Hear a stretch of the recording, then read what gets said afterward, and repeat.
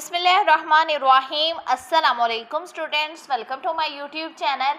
मैं टॉपर। कैसे हैं आप सब लोग? आई होप आप सब ठीक होंगे। चलिए स्टार्ट करते हैं बच्चे आज का लेक्चर। तो बच्चे आज के लेक्चर में हम यूनिट नंबर 3 स्टार्ट कर रहे हैं। ये ना थोड़ा सा इजी यूनिट है, इसलिए मैंने सोचा यूनिट नंबर 2 से आपको ये करवा दूँ। ठीक है, पहले ये करवा दूँ। तो यूनिट नंबर 3 है हमारा कालब और कालबों का मक्ता। बेटा ये ना काफ़ी मतलब ना डेफिनेशंस के लिहाज से इसमें काफ़ी ज़्यादा डेफिनेशंस आती हैं, तो ये इस लिहाज से भी ना इम्पोर्टेंट यूनिट है। बेटा ये जो तारफ़ दिया होता है ना कि किस रियाजीदान ने ये बनाया कालब का और क्या नज़रिया पेश किया, ये भी एक नज़र ना देख लिया करो, ये एमसीक्यूज़ में आ सकता है। तो स्टार्ट करते हैं बच्चे आज का लेक्चर। तो बच्चे मशक नंबर 3.1 में हमारा सवाल नंबर 1 है, हर कालब की कितारों और कालमों की तादाद लिखें। ठीक है, बहुत ही इजी क्वेश्चन है ये। सबसे पहले हमने समझना है कि कितार और कालम किसे कहते हैं। बेटा जो चीज़ ऐसे सीधी पड़ी होती है, जैसे कि मेरा पेन पड़ा है, इसे कहते हैं कॉलम, और जो चीज़ ऐसे लेटी होती है उसे कहते हैं कितार। ठीक है, जो चीज़ ऐसे हो कॉलम और जो चीज़ ऐसे हो उसे क्या कहते हैं? कितार। ठीक है, अब यहाँ पर देखो, पहले कॉलम देखते हैं। ये देखो A = 0 0 0 0, ये इसका फर्स्ट कॉलम हो गया, ये सेकंड कॉलम हो गया। दो कॉलम हो गए ना, एक ये वाली लाइन एक ये वाली लाइन, दो कॉलम हो गए। तो कॉलमों की तादाद कितनी हो गई इसमें? 2। यहाँ पर हमने कितारों की तादाद मालूम करनी है। अब देखो, एक तो ये वाली कितार हो गई ये, और एक ये कितार हो गई, तो कितारों की तादाद भी कितनी है? 2 ही है हमारे पास। कॉलम एक ये कॉलम हो गया, एक ये कॉलम हो गया। कितार एक ये कितार हो गई, एक ये कितार हो गई, तो कितारों की तादाद भी कितनी है? 2। अब इसका पार्ट बी देखो, B = 3 4 7। अब कॉलम कितना है? ये देखो सीधी लाइन इसमें एक ही है, तो कॉलम इसका कितना हो गया? 1। अब हमने कितारों की तादाद, अब देखो ये एक कितार, ये दूसरी कितार, ये तीसरी कितार, ऐसे 3 है ना ऐसे, तो कितारों की तादाद फिर कितनी हो गई इसकी? 3 हो गई। अब यहाँ पर देखो C = 8 - 10 11। अब यहाँ पर कॉलमों की तादाद, पहले कॉलम देखो, first column, second column, third column, तो कॉलमों की तादाद कितनी हो गई? 3। अब कितारों की तादाद, अब देखो ऐसे सीधी लाइन एक ही है ना, तो कितारों की तादाद फिर इसकी कितनी होगी? 1। ठीक है, अब यहाँ पर देखो D = 3 1 4 2 0 5 1 3 6। अब देखो first column, second column, third column, तो कॉलमों की तादाद कितनी है? 3। अब कितारों की तादाद देखो, ये फर्स्ट कितार, पहली कितार, दूसरी कितार, तीसरी कितार, तो कितारों की तादाद भी कितनी है? 3। ठीक है, अब इसका पार्ट ई देखो, 5 - 3 9 4 - 2 5। अब कॉलमों की तादाद देखो, first column, second column, third column, column कितने हैं इसमें? 3। अब कितार देखो, ये पहली कितार हो गई और ये दूसरी कितार हो गई, तो कितारों की तादाद हमारे पास कितनी आ गई? 2। ठीक है, ऐसे हमने इस क्वेश्चन में बताना था कितारों और कालमों की तादाद। जो चीज़ ऐसे हो कॉलम और जो चीज़ ऐसे हो उसे क्या कहते हैं? कितार। अब हम सॉल्व करते हैं अपना नेक्स्ट क्वेश्चन। तो जी स्टूडेंट्स, अब हमारा क्वेश्चन नंबर 2 देखो, हर कालब का मर्तबा लिखे। ये उन्होंने हमें कुछ कालब्स दिए हुए हैं, हमने इनका मर्तबा लिखना है। ठीक है, तो जी स्टूडेंट्स, अब क्वेश्चन नंबर 2 की स्टेटमेंट देखो, हर कालब का मर्तबा लिखें। अब जब कालब का बेटा मर्तबा लिखते हैं ना, पहले कितारों की तादाद लिखते हैं, फिर कालमों की तादाद लिखते हैं। अब इसमें कितारें कितनी हैं? एक तो ये कितार हो गई, ये देखो एक ये लाइन और दूसरी ये लाइन, तो कितारों की तादाद इसमें कितनी हो गई? 2। अब कालमों की तादाद कितनी है? सीधी लाइन एक ही है ना, कालमों की तादाद है 1, तो आपने ऐसे लिख लेना है 2/1, ऐसे कालब का मर्तबा लिखते हैं। इधर हमने लिख लिया ए कालब का मर्तबा 2/1। अब इसका बी देखो 3 और 4। अब इसमें पहले हमने कितार बतानी है ना, अब कितार कितनी है? ऐसे सीधी लाइन एक ही है ना, ऐसे वाली, ये देखो एक ही ऐसे सीधी लाइन है, तो कितार तो एक ही है 1/। अब कॉलम कितने हैं? फर्स्ट कॉलम, पहला कॉलम, दूसरा कॉलम, कॉलम कितने आ गए? 2, तो यहाँ पर आ जाएगा 1/2। अब इधर सी देखो 3 5 5 6। अब यहाँ पर भी पहले हम कितारों की तादाद बताते हैं। ये देखो पहली कितार, दूसरी कितार, दो ऐसे वाली दो लाइन्स है ना, तो कितारें 2 आ गई, 2/। अब कॉलम कितने हैं? पहला कॉलम, दूसरा कॉलम, तो कॉलम भी कितना है? 2। ठीक है, अब डी देखो 0 5 3 0 4 9। अब पहले कितार देखने हैं, ये पहली कितार, ये दूसरी कितार, कितनी कितारें हैं? 2, 2/। अब कॉलम देखते हैं, ये पहला कॉलम, दूसरा कॉलम, तीसरा कॉलम, कॉलम कितने हैं इसमें 3, तो यहाँ पर आ जाएगा डी कॉलम का मर्तबा 2/3। अब यहाँ पर देखो E648 1 2 3, अब ई कॉलम का मर्तबा लिखते हैं, ये पहली की तार, दूसरी की तार, तीसरी की तार, तो कितारें कितनी हैं 3 बाय, अब कॉलम कितने हैं, ये पहला कॉलम, दूसरा कॉलम, तो कॉलम कितने हैं 2, तो आ जाएगा 3/2। अब एफ कॉलम का मर्तबा लिखने से पहले बेटा ये सॉल्व हो रहा है तो इसे हम पहले सॉल्व करेंगे, इस शक्ल में लेकर आएंगे, ठीक है। अब देखो 3 में से 3 माइनस किया 0, 3 में 1 प्लस किया 4, 3 वैसे का वैसे ही आ जाएगा और ये 1 भी आ गया ना हमारे पास इस शक्ल्स में, ठीक है। तो अब हम इसका मर्तबा लिख लेंगे। अब कितार कितनी है, फर्स्ट कितार, पहली कितार, दूसरी कितार, तो कितार कितनी है 2 और कॉलम कितने हैं, फर्स्ट कॉलम, सेकंड कॉलम, और कॉलम है हमारे पास इसके 2, ठीक है स्टूडेंट्स। तो इसका मर्तबा आ जाएगा एफ कॉलम का मर्तबा 2/2। बस सिंपल सा ये क्वेश्चन था, पहले कितारों की तादाद लिखनी है फिर कॉलमों की तादाद लिखनी है। अच्छा यहाँ पर जो एफ का आंसर है ना उन्होंने 1/1 लिखा है, जो कि बिल्कुल रॉन्ग आंसर है। ना तो इसमें एक कितार है ना एक कॉलम है, इसमें 2 कितारें हैं 2 कॉलम है, तो इसका मर्तबा 2/2 ही आएगा, ठीक है। कुछ बुक्स में 2/2 है लेकिन कुछ बुक्स में 1/1 है, तो बेटा ये रॉन्ग आंसर है, आपने यहाँ इस पर करना 2/2 ही लिखना है। अब क्वेश्चन नंबर 3 की स्टेटमेंट देखो, दर्ज झैल में से कौन से कॉलम मसावी हैं, मतलब इनमें से हमने बताना है कि कौन से कॉलम मसावी हैं यानी बराबर हैं।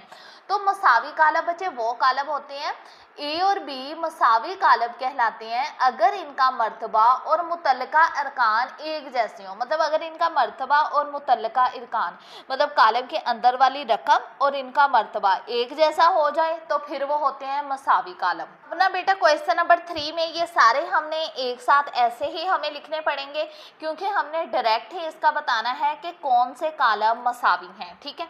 अब यहाँ पर ना हम रफ में सॉल्व करते हैं। सबसे पहले ना हम मर्तबा लिख लेते हैं। अब हम सबसे पहले ए वाले कॉलम का मर्तबा लिख लेंगे। अब इसमें कितारें कितनी हैं, पहली कितार, दूसरी कितार, ए में कितनी कितारें हैं 2 बाय, और कॉलम कितने हैं, पहला कॉलम, दूसरा कॉलम 2/2।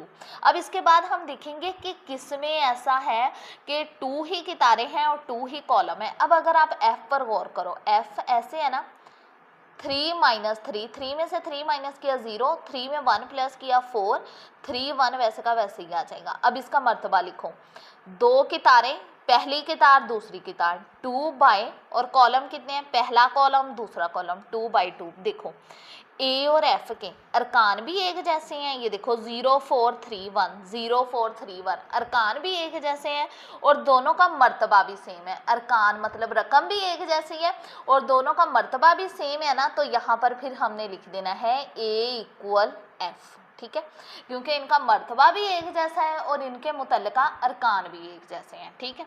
अब इसके बाद बी वाला देखो, A = F आ गया। अब हमने बी का देखना है।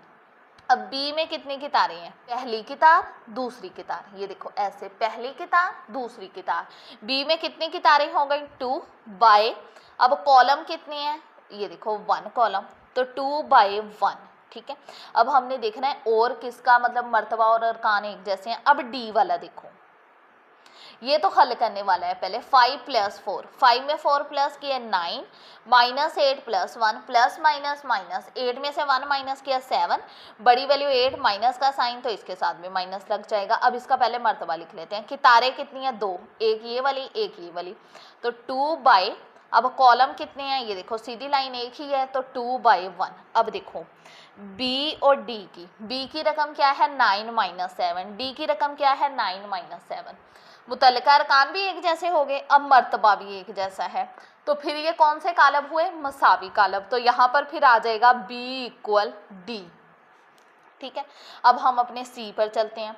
सी को पहले हल करते हैं, बड़ी ब्रैकेट थोड़ी सी लगाते हैं। 3 में 3 प्लस किए 6, अब यहाँ पर ज़रब है तो 2 2s are 4, अब 4 में 4 प्लस किए तो हमारे पास आ जाएगा 8, 2 में से 1 माइनस किया 1, 4 में से 2 माइनस किया 2, 3 में 0 जमा किया 3। अब इसका मर्तबा लिखते हैं। कितारें कितनी हैं, ये पहली कितार, दूसरी कितार, तीसरी कितार, कितारें 3 बाय, अब कॉलम कितने हैं, पहला कॉलम, दूसरा कॉलम 3/2, ठीक है, अब ये हो गया। अब इसके बाद ये ई वाला देखो मर्तबा लिखते हैं, ये पहली की तार, दूसरी की तार, तीसरी की तार, 3 बाय, अब कॉलम कितने हैं, पहला कॉलम दूसरा कॉलम, 3/2। अब देखो इन दोनों का मर्तबा भी सेम है और रकम भी सेम है। ये देखो 6 4 8 6 4 8 1 2 3, सी और ई की रकम भी सेम है और दोनों का मर्तबा भी सेम आया। तो इसका मतलब ये कौन से कालब हुए, मसावी कालब। तो यहाँ पर ऐसे आ जाएगा C = E। ठीक है स्टूडेंट्स, ये आ गए हमारे पास मसावी कालब जो कि एक दूसरे के बराबर हैं। अब हम सॉल्व करते हैं अपना नेक्स्ट क्वेश्चन। तो जी स्टूडेंट्स, अब सवाल नंबर 4 की स्टेटमेंट देखें। अगर a + 2 b - 1 c - 3 d + 4 equal हो 5 6 8 4 के, तो a b c और d की कीमतें मालूम करें। ये जो उन्होंने हमें मसावात दी हुई है ये हमने लिख ली। पहले हम a + 2 ये वाली रकम को a + 2 को इक्वल रख लेंगे इसके 5 के, पहली रकम को पहली के इक्वल, दूसरी को दूसरी के। तो b - 1 किसके इक्वल आ जाएगी, 6 के। ठीक है, ऐसे ही c - 3 ये किसके इक्वल आ जाएगी, 8 के। अब इसके बाद देखो d + 4 इसे हम इक्वल लिख लेंगे 4 के, पहली रकम को पहली के, दूसरी को दूसरी, तीसरी तीसरी के, चौथी चौथी के इक्वल आ गई। ठीक है, जब हमने इक्वल लिख लिया इसे दे देंगे मसावात 1 का नाम, इसे मसावात 2 का नाम, इसे मसावात नंबर 3 का नाम और इसे मसावात नंबर 4 का नाम। अब इसे सॉल्व कर कर हम सिंपली अपनी वैल्यूज निकाल लेंगे। अब a + 2 = 5, अब a 5 + 2 को दूसरी साइड ले जाएंगे -2, a = 5 में से 2 माइनस करेंगे हमारे पास आ जाएगा 3। ये आ गई हमारे पास a की वैल्यू। ठीक है, अब यहाँ पर हम b की वैल्यू निकालते हैं। b - 1 = 6, अब b 6 -1 को दूसरी साइड ले गए +1, b = अगर हम 6 में 1 प्लस करेंगे हमारे पास आ जाएगा 7। ये हमारे पास b की वैल्यू आ गई। अब c की वैल्यू निकालने के लिए ये वाली मसावा लिख लेते हैं। c - 3 = 8, c = 8 -3 को दूसरी साइड ले जाएंगे +3 हो जाएगा। c = अब अगर हम 8 में 3 प्लस करें तो हमारे पास इसका आ जाएगा 11। ठीक है, सिंपली आ गया हमारे पास इसका आंसर। अब देखो d + 4, ये देखो d + 4 = 4, अब d + 4 को दूसरी साइड ले गए -4 +4, अब प्लस माइनस माइनस, 4 में से 4 माइनस करेंगे हमारे पास क्या आ जाएगा, 0। ये आ गई हमारे पास a b c और d की वैल्यूज। सिंपल सा क्वेश्चन था। a = आ गई 3, b = आ गई हमारे पास 7, c = आ गई हमारे पास 11 और d = आ गई 0। ठीक है स्टूडेंट्स, ये आ गया हमारे पास इसका आंसर। अब हम सॉल्व करते हैं अपना नेक्स्ट क्वेश्चन। तो जी स्टूडेंट्स, अब सवाल नंबर 5 की स्टेटमेंट देखें। अगर 2x + 1 7 4 5 = 9 7 4 y हो तो x और y की कीमतें मालूम करें। यहाँ पर ना हमने सिर्फ x और y की कीमतें मालूम करनी है। पहले वैल्यू ना ध्यान से देखो वैल्यू को, ये दूसरी वैल्यू दूसरी के पहले ही इक्वल है, 4 = 4 है और ये 7 = 7 पहले ही है। तो हमने इन दोनों को भूल जाना है, ये 4 वाली वैल्यू को भी और 7 वाली वैल्यू को भी आप लोगों ने भूल जाना है। बस हमने x और y वाली वैल्यू सॉल्व करनी है। अब x वाली वैल्यू क्या है, 2x + 1। अब ये फर्स्ट वैल्यू है ना, तो ये पहली वैल्यू के ही इक्वल आ जाएगी। 2x + 1 = 9, 4 4 के पहले इक्वल है, 7 7 के इक्वल है। तो 5 किसके इक्वल आ जाएगा, 5 = ये फोर्थ वैल्यू आ जाएगी 4th के इक्वल, 5 = y आ जाएगा। अब 2x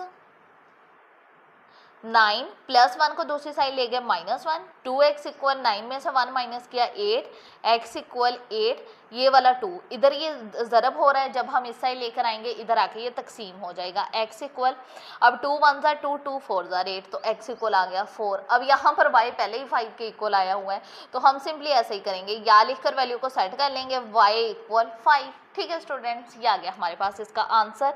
x इक्वल आ गया 4 और y इक्वल आ गया 5। ये जो 4 था पहले ही इस 4 के इक्वल था, 7 पहले ही 7 के इक्वल था, तो हमने सिर्फ x और y वाली वैल्यू को लेकर हम चले गए जिसकी हमने कीमतें मालूम करनी थी, तो हमारे पास आ गई x और y की कीमतें। अब हम सॉल्व करते हैं अपना नेक्स्ट क्वेश्चन। तो जी स्टूडेंट्स, अब सवाल नंबर 6 की स्टेटमेंट देखें। अगर a plus b 3b plus 2 2d minus 1 4 equal 10 11 5c हो तो a b c और d की कीमतें मालूम करें। सबसे पहले हम पहली वैल्यू को पहले के इक्वल रख लेंगे, a प्लस बी, ये इक्वल आ जाएगा 10 के। ठीक है, a प्लस बी इक्वल 10। फिर देखो 2d माइनस 1, ये इक्वल आ जाएगा 5 के। ठीक है, अब 3b प्लस 2, ये किसके इक्वल आ जाएगा 11 के। अब 4 इक्वल आ जाएगा हमारे पास c के। ठीक है, इन्हें हमने मसावातों के नाम दे देने हैं। ये हमारी मसावात 1, ये मसावात 2, ये हमारी मसावात नंबर 3 और ये हमारी मसावात नंबर 4। ठीक है, अब यहाँ पर सबसे पहले देखो 3b प्लस 2 इक्वल 11। अब 3b इक्वल 11 प्लस 2 को दूसरी साइड ले जाएंगे माइनस 2, 3b इक्वल, अब 11 में से अगर हम 2 माइनस करें हमारे पास कितना आ जाएगा 9, b इक्वल 9। अब ये जो 3 है इधर b के साथ ज़रब हो रहा है, जब हम इस साइड लेके आए तकसीम हो गया। b इक्वल 3 1 ज़र 3 3 3 ज़र 9, तो b इक्वल आ गया हमारे पास 3। ठीक है, अब ये हमारे पास b की वैल्यू आ गई। अब हम इसे हल करते हैं 2d माइनस 1 इक्वल 5 को। अब देखो 2d 5 माइनस 1 को दूसरी साइड ले गए प्लस 1, 2d इक्वल 5 में 1 प्लस किया 6, d इक्वल 6 ओवर 2। ये 2 इधर d के साथ ज़रब हो रहा है, इस साइड आके तकसीम हो गया। अब देखो 2 1 ज़र 2 2 3 ज़र 6, तो d इक्वल आ गया हमारे पास 3। ठीक है, अब ये हमारे पास b और d की वैल्यू आ गई। अब c किसके इक्वल है 4 के, तो हम ऐसे लिख देंगे 4 इक्वल c, या लिखकर वैल्यू को सेट कर लेंगे c इक्वल 4। अब ये हमारे पास देखो b d और c की वैल्यूज़ आ गई। अब हमने a की वैल्यू निकालनी है। a की वैल्यू निकालने के लिए हम ऐसे कर देंगे कि b इक्वल 3 को मसावात 1 में दर्ज करने से फिर हमारे पास ना b की वैल्यू आ जाएगी, a की वैल्यू आ जाएगी। ठीक है, दर्ज करने से। अब मसावात a देखो कौन सी है, a plus b equal 10, a वैसे का वैसे ही आ जाएगा प्लस, अब b की साइड हम b की वैल्यू लिख लेंगे जो कि है 3 इक्वल 10, a इक्वल 10 प्लस 3 को दूसरी साइड ले गए माइनस 3, अब 10 में से 3 माइनस करेंगे तो हमारे पास आ जाएगा 7। ये आ गई हमारे पास a की वैल्यू। अब यहाँ पर हम इसका ऐसे आंसर लिख देंगे a equal 7, b equal 3, c equal 4, d equal 3। ठीक है स्टूडेंट्स, ये आ गया हमारे पास इसका आंसर। अब हम सॉल्व करते हैं अपना नेक्स्ट क्वेश्चन। जी स्टूडेंट्स, हमारा क्वेश्चन नंबर 7 देखो। अगर p plus Q 11 5 p minus 2 q equal 6 11 5 0 हो तो p और q की कीमतें मालूम करें। अब यहाँ पर देखो p प्लस q, पहली वैल्यू को हम पहली के इक्वल रख लेंगे, ये आ जाएगा 6 के। ठीक है, अब 5 इक्वल 5 पहले ही है और 11 इक्वल 11 भी है। अब p माइनस 2q, ये किसके इक्वल आ जाएगा, ये इक्वल आ जाएगा 0 के। ठीक है, अब यहाँ पर ना हम इसकी वैल्यूज़ फाइंड करने के लिए ये p की टूटी फूटी वैल्यू निकाल लेंगे। ठीक है, पहले इसे मसावात नंबर 1 का नाम दे देते हैं और इसे मसावात नंबर 2 का। अब p प्लस q को दूसरी साइड ले गए तो ये आ जाएगा 6 माइनस q। इसे हमने, अब ये ना हमारे पास p की टूटी फूटी वैल्यू आ गई, तो यहाँ पर हम ऐसे लिख देंगे p इक्वल 6 माइनस q को मसावात 2 में दर्ज करने से। अब यहाँ पर p की जगह हम लिख देंगे 6 minus q minus 2q equal 0। अब 6 वैसे का वैसे ही आ जाएगा। अब माइनस 2q माइनस q ऐसे है ना हमारे पास। अब इस q के साथ कोई रकम नहीं है, इसका मतलब 1 तो हो गई। 2 में 1 प्लस किया 3q, बड़ी वैल्यू 2 माइनस का साइन इसलिए इधर माइनस लग गया, तो ये आ गया 6 माइनस 3q इक्वल 0। अब माइनस 3q वैसे का वैसे ही आ जाएगा। अब यहाँ पर प्लस 6 है, दूसरी साइड ले गए माइनस 6 हो जाएगा, ये माइनस माइनस से कैंसिल हो गया, q इक्वल 6। अब ये जो 3 3 है, इधर q के साथ ज़रब हो रहा है, इस साइड आके ये तकसीम हो जाएगा, ठीक है। तो q इक्वल 3 1 जार 3, 3 2 जार 6, तो q इक्वल आ गया हमारे पास 2। अब ये हमारे पास q की वैल्यू आ गई। अब यहाँ पर हमने लिख देना है q इक्वल 2 को मसावात 1 में दर्ज करने से, जब हम इसे मसावात 1 में दर्ज कर देंगे फिर हमारे पास आ जाएगी p की वैल्यू। अब मसावात 1 देखो हमारी कौन सी है, p प्लस q इक्वल 6। अब यहाँ पर p वैसे का वैसे ही आ जाएगा, प्लस q की जगह हमने q की वैल्यू दर्ज कर देनी है जो कि है 2 इक्वल 6। अब p इक्वल 6 प्लस 2 को दूसरी साइड ले गए, -2 हो गया, तो 6 में से 2 माइनस किया हमारे पास कितना आ गया, 4। तो यहाँ पर हम ऐसे मेंशन भी कर देंगे कि p इक्वल 4 और q इक्वल है हमारे पास 2। ठीक है स्टूडेंट्स, ये आ गया हमारे पास इसका आंसर। तो जी स्टूडेंट्स, ये था आज का लेक्चर। आई होप आपको समझ आई होगी। आज के लेक्चर में हमने अल्हम्दुलिल्लाह एक्सरसाइज नंबर 3.1 कंप्लीट सॉल्व की है। अगर वीडियो अच्छी लगे लाइक ज़रूर कीजिएगा, चैनल को शेयर करना मत भूलिएगा। कोई भी क्वेश्चन हो कमेंट सेक्शन में लाजमी पूछेगा, मैं इंशाल्लाह आपके हर कमेंट का रिप्लाई करूँगी। और प्लीज़ मेरे चैनल को सब्सक्राइब भी कर दीजिएगा और साथ में बेल आइकॉन को भी प्रेस कर दीजिएगा ताकि मेरी हर नई आने वाली वीडियो का नोटिफिकेशन आपको जल्द मिल जाए। अपना बहुत सारा ख्याल रखिएगा, दुआओं में याद रखिएगा। ओके, अल्लाह हाफिज़।